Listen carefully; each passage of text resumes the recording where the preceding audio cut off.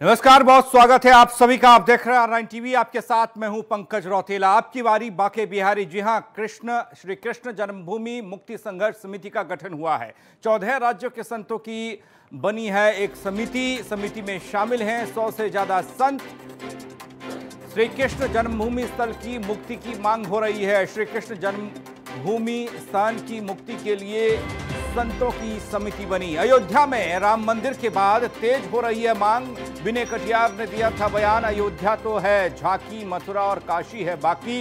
ये कहा था, अखाड़ा परिषद ने भी मथुरा काशी मुक्त कराने की उठाई थी मांग। थोड़ा सा पीछे उस संघर्ष के दौर में आप जाएंगे जिस दौर में राम मंदिर आंदोलन की शुरुआत हुई है, उससे पहले से ये मांग उठती आ रही थी। अयोध्या, मथुरा और काशी, और इन तीनों को लेकर एजेंडे में रखा गया और खासकर वीएचपी के एजेंडे में रही। और अब अयोध्या में भव्य और दिव्य राम मंदिर की आधारशिला रखी जा चुकी है और ये मांग अब जोर पकड़ने लगी है कि मथुरा और काशी अब बाकी है और अब इनकी बारी है। 14 राज्यों के संतों की एक समिति बनी है और इस समिति में तमाम वो लोग रखे गए हैं। तकरीबन 100 से ज्यादा संत रखे गए हैं और इन संतों की रायशुमारी के बाद ये मांग एक बार फिर से जोर पकड़ने लगी है कि श्री कृष्ण जन्मस्थली को मुक्त किया जाए।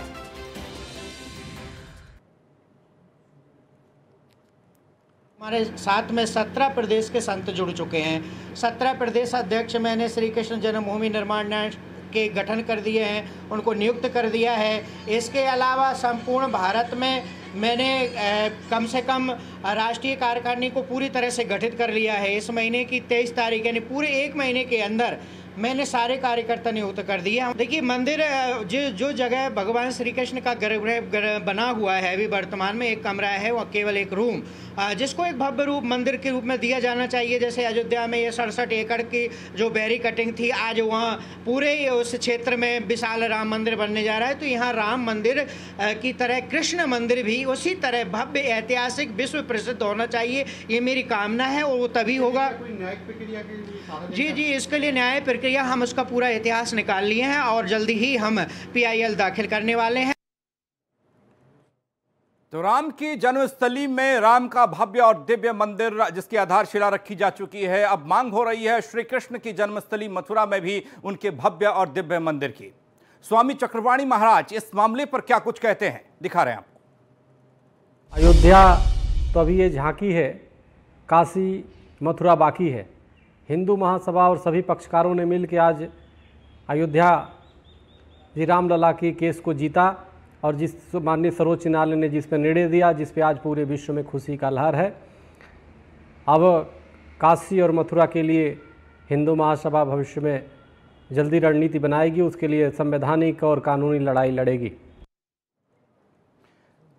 तो बात मथुरा की हो रही है, बात काशी की अब होने लगी है, क्योंकि अयोध्या में एक लंबे संघर्ष के बाद भव्य और दिव्य राम मंदिर की आधारशिला रखी जा चुकी है। उसके बाद ये मांग ये हो रही है कि मथुरा, जहां पर श्री कृष्ण का जन्म हुआ, जो गर्भगृह है, वहां पर भव्य श्री कृष्ण का मंदिर हो। आपको बता दें, ये विवाद बहुत लंबा है और कई बार विवाद इतना बढ़ा क्योंकि रास्ता एक होने की वजह से एक तरफ कृष्ण जी का मंदिर, तो उसे ठीक बगल में मस्जिद है और उसको लेकर लगातार विवाद रहा है। और विवादों के चलते ही जब यह एजेंडा सेट किया गया विश्व हिंदू परिषद द्वारा, तमाम उन भक्तों द्वारा जिनकी आस्था श्री कृष्ण में है, राम में है, विश्वनाथ में है, उन लोगों ने जब एजेंडा सेट किया तो उस एजेंडे में ये 3 प्रमुख धार्मिक स्थल थे, जिसमें अयोध्या शामिल थी, जिसमें मथुरा शामिल थी, जिसमें काशी शामिल थी।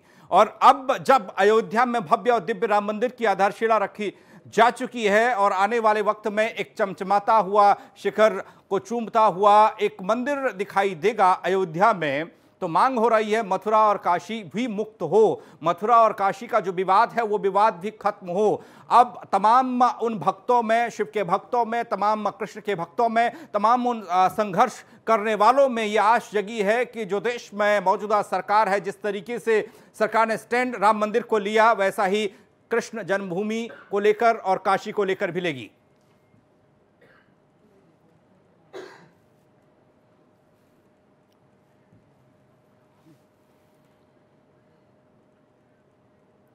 विष्णु विनोदम जी हिंदू धर्मगुरु हमारे साथ जुड़ रहे हैं, फजील अहमद हमारे साथ मुस्लिम धर्मगुरु जुड़ रहे हैं। आप दोनों का स्वागत है। आप दोनों को जन्माष्टमी की बहुत बहुत शुभकामनाएं। और इस शुभकामनाओं के बीच विष्णु विनोदम जी, सवाल सबसे पहले आपसे है। एक बार फिर से वो मांग उठने लगी है, जब संघर्ष चल रहा था, जब एजेंडा सेट किया जा रहा था, उस दौर में अयोध्या को एजेंडे में रखा गया। आप बखूबी जानते हैं, हमसे ज्यादा जानते हैं। काशी को एजेंडे में रखा गया, मथुरा को एजेंडे में रखा गया। अब कहा है कि अयोध्या में भव्य और दिव्य राम मंदिर की आधारशिला रखी जा चुकी है, अब मथुरा में भी ऐसा ही होना चाहिए। देखिए, पहले तो मैं, आज जन्माष्टमी है, वृंदावन से सभी के लिए राधे राधे। और दूसरी चीज, राम सेना इस पर कार्य कर रही है। और अभी जो विवाद की बात आ रही है, तो इसमें सबसे पहले ये समझना है कि 1991 में जी स्पेशल प्रोविजन एक्ट बनाया गया और जिसपे ये कहा गया कि जो जमीन जैसी है, विवादित मंदिर के ढांचे हैं वैसे ही रहेंगे। चलिए मैं आपके पास कहीं ना कहीं अभी आपके पास आ रहा हूं। इस बीच हमारे साथ जिस तरीके से आप साधु संत महंत परमहंस दास जुड़ रहे हैं अयोध्या से, स्वागत है आपका महंत जी R9 टीवी में, और बहुत बहुत शुभकामनाएं जन्माष्टमी की आपको। अयोध्या में तो भव्य और राम मंदिर की आधारशिला रखी जा चुकी है, और जो मांग उठ रही है वो मथुरा को लेकर है। महंत जी, वो काशी को लेकर है। बिल्कुल आप सही कह रहे हैं। देखिए, जब अयोध्या राम जन्मभूमि लंबे काल के बाद में सर्वोच्च न्यायालय ने ये फैसला सुना दिया कि मंदिर तोड़ के मस्जिद बनाई गई थी। सर्वोच्च न्यायालय ने ये बता दिया कि वो जो मस्जिद बनाई गई थी वो गैर इस्लामिक थी जी। इससे सिद्ध हो गया है कि जो भी विदेशी आक्रांताओं के द्वारा धर्मस्थल क्षतिग्रस्त किए गए थे वो सारे के सारे वापस होने चाहिए। लेकिन मथुरा काशी तो तत्काल में होना ही चाहिए। और इसमें मुस्लिमों को चाहिए कि जो भी भारतीय मुस्लिम हैं वो थोड़ा सा बड़ा दिल दिखा करके और उनको जो है विदेशी आक्रांताओं का पक्ष न लेकर के अपने देशवासियों का पक्ष लेना चाहिए। उनको खुल के सामने आके कहना चाहिए कि भारत में जो भी आक्रांताओं के द्वारा जो धर्म ग्रंथ क्षतिग्रस्त किए गए थे वो पूर्ववत किए जाए। लेकिन दुर्भाग्य यह है कि भारत में तमाम कुछ ऐसे मुस्लिम है जो रोहिंग्या को अपना भाई मान लेता है, जो आतंकवादी को अपना भाई मान लेता है, जो पत्थरबाज को अपना भाई मान लेता है, जो देश विरोधी नारा लगाने वाले को अपना भाई मान लेता है, पाकिस्तानियों को अपना भाई मान लेता है। लेकिन ये हिंदुस्तान में रह करके भी आपस में भाईचारे की हम लोग बात करते हैं, लेकिन इनके अंदर पता नहीं क्यों है ये जहर उगलते, कभी वो वैसी जहर उगल रहा है, कभी पता लगा कि वो कौन है रहमान जहर उगल रहा है, कभी जो है तो कौन ऑल इंडिया इमाम एसोसिएशन के अध्यक्ष जहर उगल रहा है। इन लोगों के अंदर पता नहीं भारतीय संस्कृति इनके अंदर प्रवेश करेगी कि नहीं। दरअसल में है क्या कि जब देश डिवाइड हुआ, बंटवारा में मुस्लिमों ने अपने लिए अलग मांग लिया देश जी, और पाकिस्तान में हिंदुओं को नागरिकता नहीं दी गई। और हिंदुस्तान में ये 40 बच्चा पैदा करके और हम लोग जो है हिंदुओं की उदारता के कारण ये बढ़ते जा रहे हैं और हम लोग इनका कभी विरोध नहीं किए। लेकिन दुर्भाग्य तब ये होता है कि जब ये एक आक्रांता को अपना भाई मान करके उसके लिए लड़ते रहते हैं। चलिए महंत जी, आप हमारे साथ बने रहिए। मुस्लिम स्कॉलर हमारे साथ फजील अहमद हैं, आपके पास मैं आ रहा हूं। फजील, जिस तरीके से अयोध्या में मंदिर का विवाद सुलझ गया और अब मथुरा में जो विवाद है उसे खत्म करने की मांग हो रही है, काशी में जो विवाद है उसे खत्म करने की मांग हो रही है। देखिए, हमारी लड़ाई ना इन लोगों से बहुत ऊपर है। ये तो हमारे देश के भगवान हैं जिनको हम कभी भी अपना ही मानते, बाहर नहीं मानते। हमारी लड़ाई इन लोगों से बहुत ऊपर है जी। हम तो भगवान शिव को, जो चाइना कब्जा करके बैठा है भगवान शिव को, हम तो उसको आजाद कराने की मांग कर रहे हैं। हमारी लड़ाई भगवान शिव को भारत में मिलाने की है। भगवान कृष्ण, भगवान राम तो अपने ही देश के हैं, वो कहाँ जाएंगे, वो अपने देश में है। चाहे मंदिर में थोड़े भगवान रहता है, भगवान मंदिर में होता है तो किसी को मिल जाता। भगवान जी पड़ता है, रंजन गोगोई के दे देने से भगवान नहीं मिल जाएगा जी। मथुरा और काशी को लेकर क्या कुछ आपका कहना है? अरे सुन लीजिए, अरे सर, मथुरा करके आप वहाँ पूजा करिए, कौन रोक रहा है आपको? कहीं रोका किसी ने आपको पूजा करने से? लेकिन हम तो चाह रहे हैं कि जो हमारे सबसे बड़े भगवान शिव हैं, जिनको चाइना कब्जा करके बैठा है, हम तो उसको मुक्त कराना चाहते हैं। हम इन सारे बाबा लोगों से कहते हैं कि हमारे साथ आइए, हम मार मार के चाइना से कब्जा करेंगे, भगवान शिव को मुक्त हाँ, करेंगे। जी। पहले भगवान शिव को अपने देश में लाए। भगवान राम और भगवान कृष्ण तो अपने देश के हैं, अपने देश में है। चलिए ठीक है, मथुरा काशी की बात हो रही है, आप तो हिमालय तक पहुंच गए, आप तो बाबा बर्फानी तक पहुंच गए, आप तो उससे भी ऊपर जा रहे हैं। चलिए महंत परमहंस दास हमारे साथ हैं और उनसे जवाब ले लेते हैं। महंत जी, बात तो मथुरा और काशी की हो रही थी, लेकिन फजील अहमद तो कहीं और जा रहे हैं, बहुत ऊपर जा रहे हैं।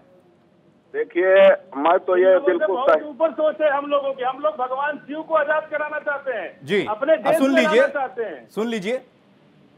देखिए, ऐसा है, ये बिल्कुल जो है इनकी बात का मैं ये स्वागत करूंगा कि ये जो कह रहे हैं कि जो चाइना ने जो है जो कब्जा किया है उसको छुड़ाया जाए, ये बिल्कुल सही बात है। लेकिन कहने का मतलब हमारा ये है कि जो हमारे यहाँ, सुनिए, पहले सुन लीजिए, पहले सुनिए, पहले आप सुनिए तो साले के चाइना की छाती पर बैठ के भगवान शिव को आजाद कराइए। हम तो कह रहे हैं हम आपके साथ हैं। चलिए बंदूक दे और हम चाइना पर आक्रमण करें, कल मार के लाएंगे चाइना से। भगवान शिव की आजादी हमारे जिंदगी का मकसद है। नहीं, आपका मकसद हम लोग पूरा कर देंगे, आप बिल्कुल टेंशन न लें। और ये बात है कि जो हमारे यहाँ की जो न्यायिक प्रक्रिया है, जिस दिन सत्ता में हम आएंगे ना, हम सबसे पहले भगवान शिव को आजाद करेंगे, अपने देश में लाएंगे। हम जब तक सत्ता, आप लोग सत्ता में हैं, आप लोग के बस का नहीं है, आप लोग तो भिखारी बना दिए देश को। हम लोग सत्ता में जब आएंगे, हमारा एजेंडा होगा, सबसे बड़ा एजेंडा होगा भगवान शिव को भारत में ले आना, भगवान शिव को भारत के अंदर ले आना। चलिए ठीक है, सुन लीजिए, पहले थोड़ा सुनने का भी आप फजील साहब थोड़ा सा सुनिए तो, सुनिए, अच्छी बात है, आप लाइए ना, आप करिए, अच्छी बात है। तो महंत जी को भी सुन लीजिए, विष्णु विनोदम जी हमारे साथ है, उनको भी सुन लीजिए, उनका क्या कुछ कहना है। जब एक साथ मिलकर संघर्ष करेंगे तो जल्दी भोलेनाथ धरती पर आएंगे। विष्णु विनोदम जी, क्या कुछ आप कहेंगे?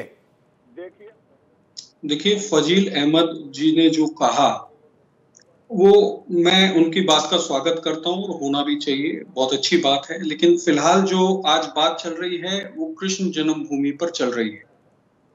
और इस वक्त मेरा ये सिर्फ मानना है कि कुछ लोग विवादित बयान देकर के कृष्ण जन्मभूमि पर एक विवाद पैदा करना चाहते हैं। यहाँ विवाद से, जैसे अभी फजील अहमद साहब ने कहा, हम लोग आपके साथ हैं, ये लोग क्यों नहीं राजनीतिक लोग समझ रहे, कभी कोई कमेटी बना लेता है, कभी कोई कुछ बना लेता है। यहाँ हम लोगों को विवाद ना पैदा करके इन लोगों के साथ बैठ करके बात करनी चाहिए, और ये सब लोग मानने को तैयार हैं। ऐसा नहीं है ये हम लोगों के अंश नहीं है, सभी कहीं ना कहीं सनातन धर्म से ही निकला हुआ मामला है। तो ये सब चीज मानते हैं। एक समय पर कन्वर्जन भी हुआ। ठीक है, मैं विनोदम जी आपको रोक रहा हूं। विनोद बंसल साहब वीएचपी के प्रवक्ता है, वो हमारे साथ जुड़ रहे हैं। स्वागत सर आपका, और बहुत बहुत शुभकामनाएं जन्माष्टमी की आपको। और जब एजेंडे की बात आती है वीएचपी की, तो अयोध्या भी था, मथुरा भी था, काशी भी था। अयोध्या में भव्य और दिव्य मंदिर की आधारशिला रखी जा चुकी है, अब आगे का स्टैंड। देखिए, सबसे पहले आपके सुधी दर्शकों को भगवान श्री कृष्ण की जन्माष्टमी के साथ साथ विश्व दिवस के स्थापना दिवस की शुभकामनाएं जी, जिसके कारण भगवान श्री राम की जन्मभूमि पर भव्य मंदिर के निर्माण का मार्ग प्रशस्त हुआ। और काशी विश्वनाथ का जो मंदिर है, और जहाँ तक मथुरा के श्री कृष्ण जन्मभूमि का मसला है, वो भी सुलझेगा। देखिए, बात है कि अभी पर भगवान श्री राम की जन्मभूमि पर मंदिर को भव्य बनाना है, और उसके निर्माण में हमने सारी आई हुई अभी। और बात ये इन विदेशी आक्रांताओं ने जी किस तरह से हमारे धर्मस्थलों पर हमले किए, हजारों मंदिरों को तोड़ करके वहां पर मस्जिद-नुमा ढांचे और इस तरह के इस्लामिक जिहादी मोन्यूमेंट खड़े किए, जो कि आज भी भारतवर्ष को चिढ़ा रहे हैं जी। उन्हीं में से एक बाबरी ढांचा था, जिसको के 6 दिसंबर 1992 को राम भक्तों के प्रवेश के कारण ढा दिया गया। और मुझे लगता है कि भारत का मुस्लिम समुदाय इस बात को समझ रहा है कि भाई आखिरकार बाबर से उनका नाता नहीं है, नाता हमसे नहीं है, पूर्वज हैं। नहीं, नाता है हमारा बाबर से। बाबर हमारे पूर्वज थे, एक महान शासक थे, हम उनको आइडियल है हमारे। हम बाबर हमारे लिए हमारे पूर्वज है। हम बाबर इस देश को लोधी राणा सांगा पैर पकड़ के लाए थे। विनोद जी मैं आपके पास आ रहा हूँ। फजील अहमद मुस्लिम स्कॉलर हमारे साथ जुड़े हुए कुछ कह रहे हैं बहुत देर से, एक बार उनकी बात सुन लें प्लीज। 9 पीढ़ियां जिसकी फजील अहमद प्लीज, उनकी दफन है, 9 पीढ़ियां दफन है जिसकी। बाबर को आपने क्या करा था जो इब्राहिम लोधी को हराया? राणा सांगा पैर पकड़ के लाए थे बाबर को भारत में। इब्राहिम लोधी से नहीं लड़ पा रहे थे तो राणा सांगा इनके वंशज थे कि नहीं थे? इन्होंने ले आए कि आप हमको इब्राहिम लोधी से बचाइए हमको। तो बाबर ने इब्राहिम लोधी पर हमला किया था, राणा सांगा पे हमला नहीं किया था। तो कैसे आक्रांता हो गए बाबर? बाबर ने इस देश को अखंड हिंदुस्तान बनाया। आप कैसे बाबर को आक्रांता बोल सकते? छोटे छोटे राजा इस देश में हुआ करते थे, सबको एक अखंड भारत बनाया राजा बाबर ने, जिसकी सीमा ईरान से लेके और पुर्तगाल तक थी, मंगोल तक थी जिसकी सीमा। आप उसको आक्रांता कैसे बोल सकते? अरे राणा सांगा की मदद में आए थे बाबर। बाबर ने 9 पीढ़ियां सेवा की। ठीक है फजील अहमद, विनोद बंसल जी को जवाब देना चाहेंगे आप? देखिए, जो व्यक्ति स्वयं अपने आप को देश आक्रामक से जोड़ता हो, तो इस व्यक्ति की मानसिकता इस तरह की हो कि मैं तो आपकी मानसिकता गलत है, उसका तो कुछ कह नहीं सकता। देखिए मैं ठीक है फजील अहमद, आपको सुनना होगा सर प्लीज। आपकी बारी में आपको रखा गया, आपको बोलने का मौका दिया, प्लीज आपको सुनना होगा। वंशज हैं, आपने खुद कह दिया। और R9 के सभी दर्शक जानते हैं कि बाबर के दर्शकों को बाबर चलिए नहीं ठीक है विनोद बंसल जी, बात मथुरा और काशी को लेकर थोड़ा करें तो अच्छा होगा।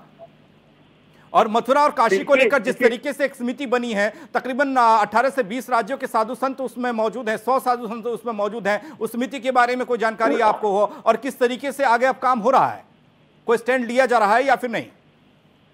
विनोद जी, देखिए ये जो बाबरवादी मानसिकता जो है ना, जब तक इस देश के अंदर रहेगी ना जी, जब तक ये जो औरंगजेबी मानसिकता देश के अंदर, ये लोग न तो अपने समुदाय का कुछ भला कराएंगे और न ही देश को कुछ आगे बढ़ने देंगे। ये इनको पता है कि इनका अंत निश्चित है।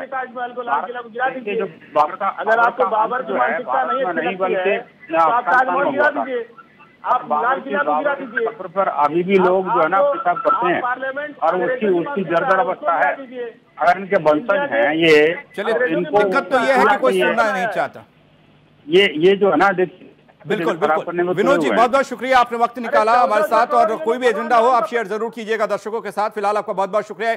एक छोटा सा ब्रेक हम यहाँ ले रहे हैं, बाकी 3 मेहमान हमारे साथ जुड़े हुए हैं। ब्रेक के बाद जब वापस आएंगे ये जानने की कोशिश करेंगे जिस तरीके से बाबर हो रही है, बाबर से थोड़ा सा आगे निकलकर अगर सोचें, जब मथुरा और काशी की बात हो रही है तो मथुरा और काशी को लेकर किस तरह का स्टैंड लिया जा रहा है और क्या वाकई में जिस समिति का गठन हुआ है उस समिति में उस तरह के लोग हैं, वो लोग हैं जो एक बार फिर से जैसे अयोध्या में राम मंदिर का निर्माण शुरू हुआ वैसा ही कुछ मथुरा में करा सकते हैं या काशी में करा सकते हैं। जल्द वापस आ रहे हैं।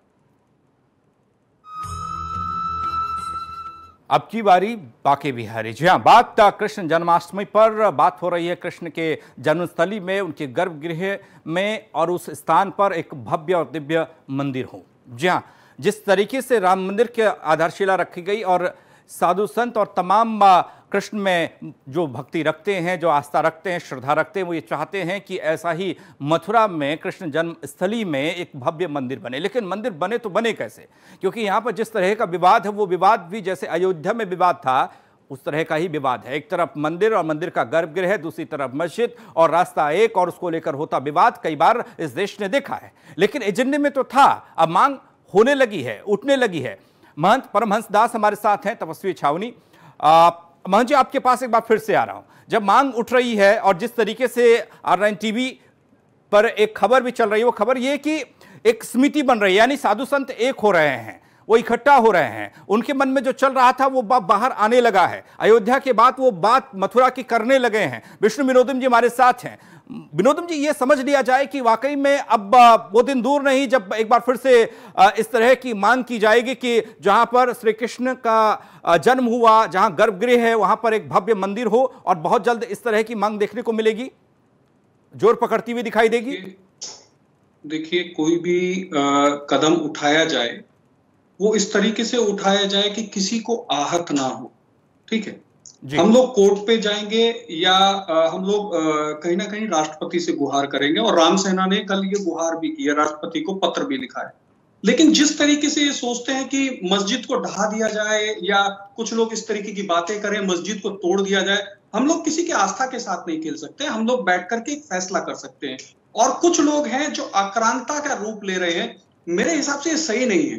अगर इस तरीके की बयानबाजी या इस तरीके के लोग सामने आएंगे तो ये सीधी सीधी एक राजनीति है और देश के माहौल को बिगाड़ने का काम हो रहा है। और राम सेना इसका समर्थन नहीं करती। कहीं भी देश का माहौल बिगड़े ना, कहीं भी हिंदू मुसलमान ना हो, एकजुट होकर के हम लोग इस फैसले को, और सुप्रीम कोर्ट इस फैसले को ले, क्योंकि 1991 में जब स्पेशल प्रोविजन एक्ट बनाया गया था तो ये जब तक हटेगा नहीं, जब तक कोई काम होगा नहीं।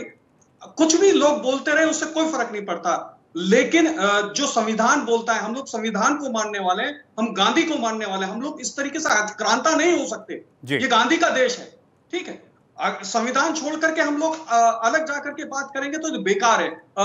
आधार पे बात नहीं हो रही, आधारित बात नहीं है। इसलिए लोग आधारित बात करें, पढ़ लिख करके बात करें, बेजलू उलझुल ना बोले। मेरा सबसे निवेदन यही है। ठीक है, वरना देश का माहौल वैसे ही बिगड़ा हुआ है और आगे जाकर के देश का माहौल और बिगड़ जाएगा। देश में आधा छोड़ पूरा को धावे, आधा मिले ना पूरा पावे। जी, समझ रहे हैं आप? जी। अयोध्या में ना तो रामलला की मंदिर थी, ना मस्जिद में नमाज होती थी। वहाँ की परिस्थिति अलग थी। और यहाँ पे काशी में नमाज भी होती है, मथुरा में भी नमाज होती है, मंदिर में पूजा भी होती है, कोई दिक्कत नहीं है। हमारे गांव में एक मस्जिद है जिसकी एक ही दीवार है, मंदिर और मस्जिद की एक ही दीवार है। हैदराबाद में मैं अभी पिछले लॉकडाउन से पहले गया था, वहाँ पे एक चौराहे पे मंदिर है और एक मस्जिद है, उसकी भी एक ही दीवार है। वहाँ जहाँ एक दीवार है वहाँ तो कोई विवाद नहीं है, और मथुरा के लोगों में कोई विवाद नहीं है। ना तो वहाँ मंदिर में जाने से कोई रोक रहा है, ना मस्जिद में नमाज पढ़ने से कोई रोक रहा है। वहाँ की अब जिन लोगों को, देखिए, जिन लोगों को राम मंदिर के शिलान्यास में नहीं बुलाया गया और वो लोग लंबे समय से संघर्ष कर रहे थे और उनको आमंत्रित नहीं किया सरकार ने या अखाड़े के लोगों ने, वो लोग गुस्सा में हैं। अब अपना गुस्सा का इजहार करने के लिए सरकार के लिए नया षड्यंत्र कर रहे हैं, फिर से जो है विवाद खड़ा किया जाए। बस जब अभी विष्णु विनोदन जी ने कहा, बहुत सही बात कही, एक्ट पास है कि अब 1948 से के समय जो मंदिर मस्जिद जिस स्थिति में थी वो इसी स्थिति में रहेगी। इसके लिए पार्लियामेंट में पहले बिल लाना पड़ेगा इस एक्ट को तोड़ने के लिए। ये फालतू बात, ये लोग बाबर मर गया, चला गया, उस जब बाबर जिंदा था तब ये पता नहीं कहाँ थे, तब तो इनकी औकात नहीं थी उसके सामने खड़े होने की। आज बाबर बाबर कर रहे।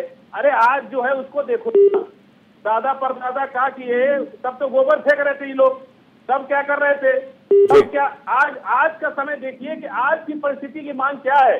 हमारे दादा का 52 बीघा पुदीना बोया जा रहा था, उससे हमको क्या लेना देना है। अरे हमारे घर में भोजन पानी है कि नहीं, हमारे बच्चे पढ़ेंगे। हमारा देश धर्म के साथ साथ राजनीतिक और आर्थिक क्षेत्र में आगे कैसे जाएगा, धर्म भी आगे जाना चाहिए, इस पर बात करनी चाहिए लोगों को, तो उस पर बात नहीं कर रहे।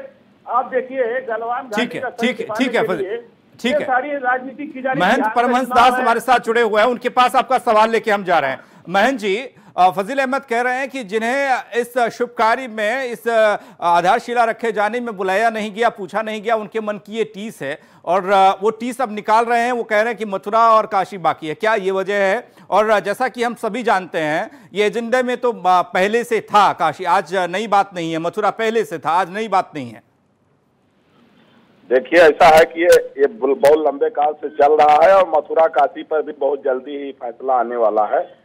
और इसमें देखिए ऐसा है कि जो भी भारत की न्यायिक व्यवस्था है उसमें सबको विश्वास रखना चाहिए। अगर कोई उस पर सवाल उठाता है तो उसको एक जिहादी ही समझा जाएगा। और रह गई बात, जो लोग बाबर और औरंगजेब की बात करते हैं, तो बाबर और औरंगजेब की औलाद बताने वाला कोई व्यक्ति हिंदुस्तान का हितैषी नहीं हो सकता है। औरंगजेब की जो भी औलादें हैं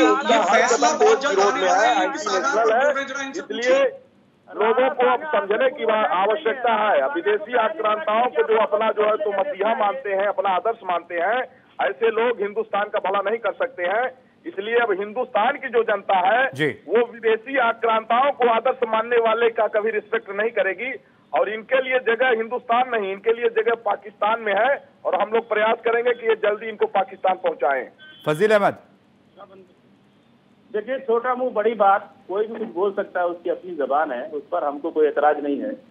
हिंदुस्तान किसका है वो सब जानता है। और रहा सवाल की जिस तरह की ये बात करते हैं, मैंने पहले भी आपसे कहा कि बाबर का टाइम खत्म हो गया। बिल्कुल। अब जब राणा सांगा ने पैर पकड़ के बाबर को लाए, आपको मालूम है कि बाबर ने इब्राहिम लोधी को हराया था, राणा सांगा को नहीं हराया था। राणा सांगा बार बार हार जा रहे थे, इब्राहिम लोधी से डरे हुए थे लोग, इसलिए ये लोग बाबर को ले आए। तो ये लोग बाबर के बारे में क्यों, राणा सांगा के बारे में क्यों नहीं कहते? अरे भाई, राणा सांगा गलती है ना, बाबर को ले आए क्यों, भारत में क्यों ले आए? ये गद्दार लोग थे जिन्होंने हिंदुस्तान से गद्दारी करके विदेशी आदमी को ले आके भारत में, भारत की सेना से लड़वा करके और यहाँ पर स्थापित कराया। तो राणा सांगा दोषी है ना, राणा सांगा बाबर को ले आए, दुनिया जानती है, इतिहास है इसका, लिखित प्रमाण है। बाबर की चर्चा करने, बाबर को आदर्श मानने वाला हर व्यक्ति दोषी है। हर दुनिया बाबर को आदर्श मानने वाला वो हर व्यक्ति दोषी है जो बाबर को अपना मसला हम मानता आदर्श है। इसलिए मानते हैं कि हमारे डीएनए में बाबर है, हम अपने डीएनए को नहीं बदल सकते, हमारे डीएनए में बाबर है, हम बाबर के वंशज हैं। हम कैसे मान देंगे? अपने दादा परदादा को भूल जाएंगे, अपने दादा परदादा को भूल जाएंगे? हम कैसे भूल सकते हैं? आप अपने पिता को भूल सकते हैं क्या? आप अपने दादा को भूल सकते हैं क्या? जिस तरह से बाबर हमारे पूर्वज थे, 8-8 पीढ़ियां, 900 साल सेवा किया है बाबर के खानदान के लोगों ने इस देश की। आप तो कोई 10 दिन आकर के पूजा करके। ठीक है विष्णु विनोदन जी, अगर इस तरह का लहजा और ये सोच होगी जिस तरह से फजील अहमद कह रहे हैं, क्या आपको लगता है इतना आसान होने वाला है जैसी बातें आप कर रहे हैं? मेरे को तो बड़ा विवाद नजर आ रहा है। जिस तरीके से अभी महंत परमहंस दास जी ने भी कहा बहुत जल्दी फैसला आने वाला है।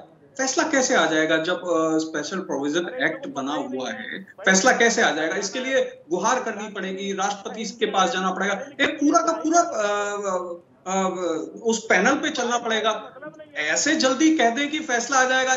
और कुछ लोग तो ये कह रहे हैं कि मस्जिद को ढहा देंगे, तो ये तो सिर्फ आतंकवाद हो गया ना। इस तरीके का आतंकवाद क्या ये देश झेलेगा? मेरे को नहीं लगता कि इस तरीके का आतंकवाद झेलने की हिम्मत अब इस देश में है।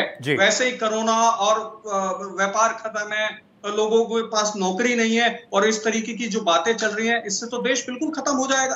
तो कहीं ना कहीं देश के इन प्रबुद्धों को समझना पड़ेगा, इस समाज को समझना पड़ेगा, एक कानून के तहत चलना पड़ेगा, कानूनी लड़ाई लड़नी पड़ेगी। और कानूनी लड़ाई के बाद जो फैसला आएगा, जैसे राम जन्मभूमि का फैसला है, इस तरीके से कृष्ण जन्मभूमि का फैसला भी आएगा। ऐसी उम्मीद की जा सकती है। चलिए बहुत बहुत शुक्रिया महंत परमहंस दास जी हमारे साथ जुड़ने के लिए। विष्णु विनोदन जी आपका बहुत बहुत शुक्रिया। फजील अहमद आपका भी बहुत बहुत शुक्रिया हमारे साथ जुड़ने के लिए एक चर्चा के लिए, क्योंकि ये चर्चा इस बात पर अब जोर पकड़ने लगी है और ये मांग होने लगी है कि अयोध्या हो चुका है, अयोध्या तो झांकी है, बाकी मथुरा और काशी बाकी है। ये विनय कटियार ने कहीं पर कहा था। ऐसा ही साधु संत मांग करते आ रहे हैं और ये मांग अब जोर पकड़ने लगी है। और ये कहा जा रहा है कि जिस तरह का विवाद एक लंबे वक्त से मथुरा में चला आ रहा है और काशी में चला आ रहा है, अयोध्या में जो चला आ रहा था खत्म हुआ, अब मथुरा और काशी में भी जल्द खत्म होगा। हमारी खास पेशकश में फिलहाल इतना ही। बाकी खबरों के लिए बने रहिए R9 TV के साथ, सिर्फ खबर के लिए।